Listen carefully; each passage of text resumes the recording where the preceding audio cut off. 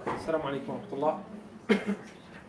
بسم الله والحمد لله والصلاة والسلام على رسول الله. الحمد لله حمدا يوافي نعمه ويكافئ مزيده، وصلى الله على سيدنا محمد وعلى آله وصحبه أجمعين. اللهم علمنا ما ينفعنا وانفعنا بما علمتنا وزدنا علما يا كريم. رب اشرح لي صدري ويسر لي أمري واحلل عقدة من لساني يفقهوا قولي.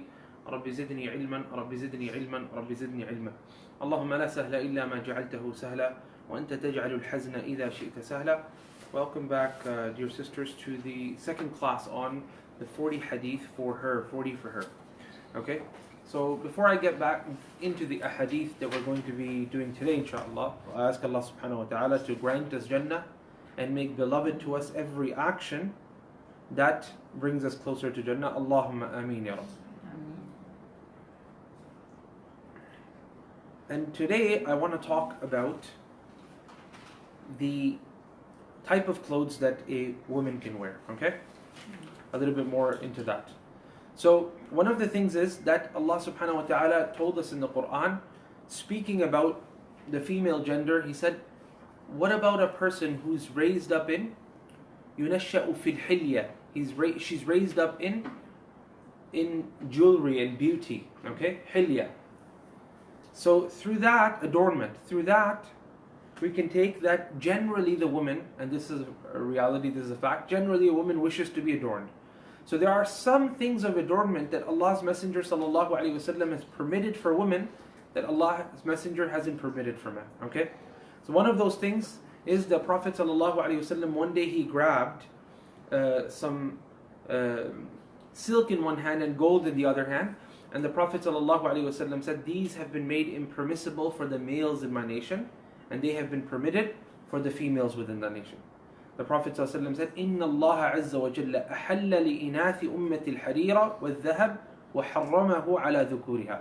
That Allah has made these two things, silk and also gold, permissible for women within my nation, and He has made it haram for the men within my nation. Okay? And this is, by the way, something that the scholars, they generally agree about. There's no disagreement that gold and harir, gold and silk, is considered impermissible for men, and that it is considered permissible for women.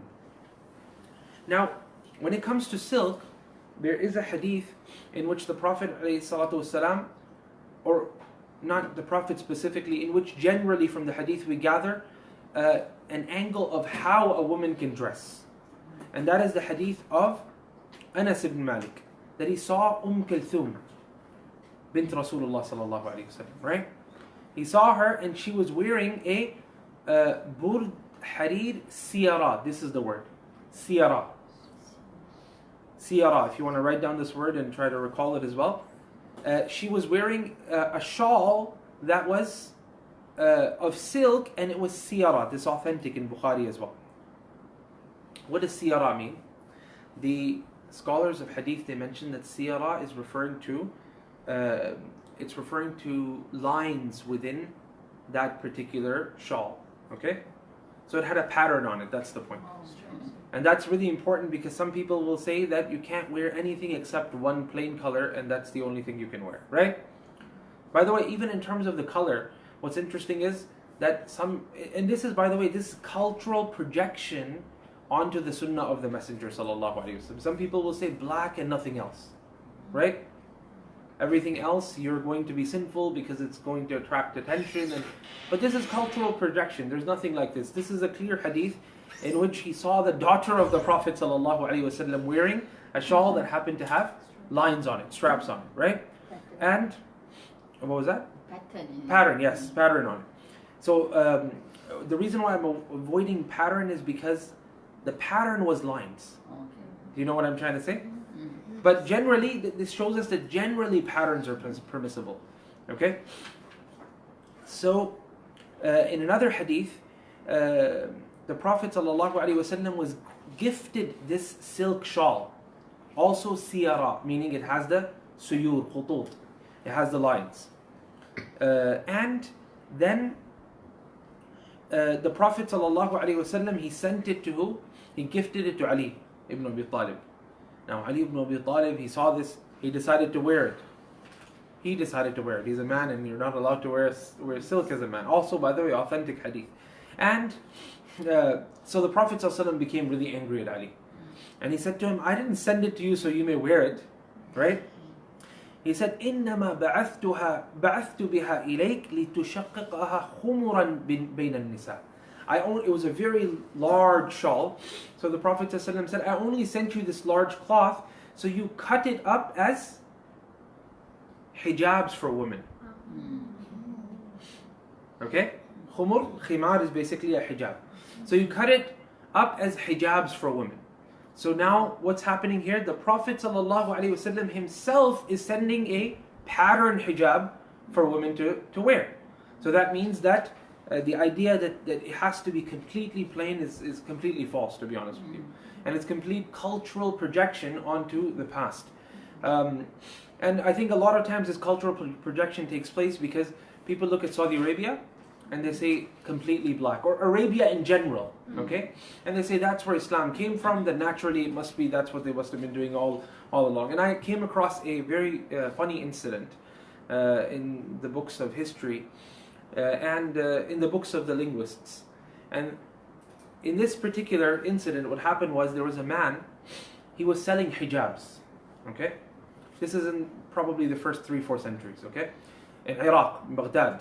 He was selling hijabs. As he's selling hijabs, he ran out of all of the hijabs except for the black ones. So that means everybody was wearing the colored ones over there. But it doesn't stop there, okay? So then he went to a poet and he said, look, I'm unable to sell the black ones. Nobody wants to buy them.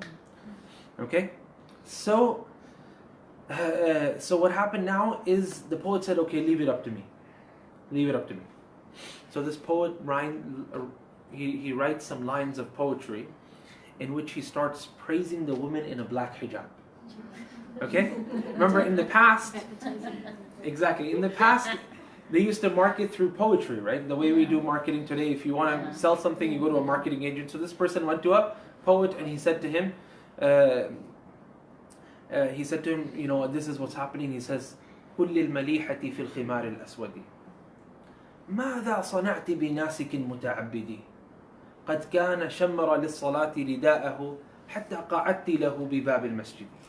Say to the Maliha, and by the way, this line of poetry, then it became so famous that even songs are sang with this very line of poetry till today. So if you type in what I just said right now, you'll find songs, but it's not a modern song. Don't say the Sheikh was talking about the 4th century, it's really a song today. No, it's really from a long time ago, this particular song, and the story is recorded in the books.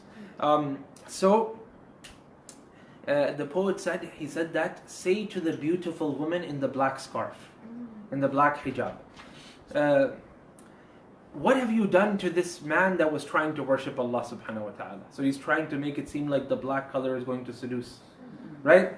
What have you done to this man that was trying to worship Allah subhanahu wa ta'ala? He had prepared himself. He had he had turned his clothes and made them ready for salah. قد كان شمر للصلاة رداءه حتى قعدت له بباب المسجد. Until you came and sat in front of the door of the masjid, so he got distracted.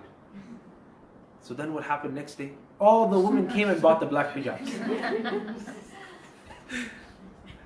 So he was able to, successfully get the idea across to them that blacks. Now, this is very important. Why? Because, again, this is cultural projection where people think it has to be black, and the Prophet's wives used to wear black, and you can see there's patterns in here. And generally speaking, it goes back to what? It goes back to al-ada. We have 5 principles. Remember, Sister Shameen? How many? 5. 5 principles. So we have 5 principles that are fiqhi principles, to which all of the Sharia goes back to.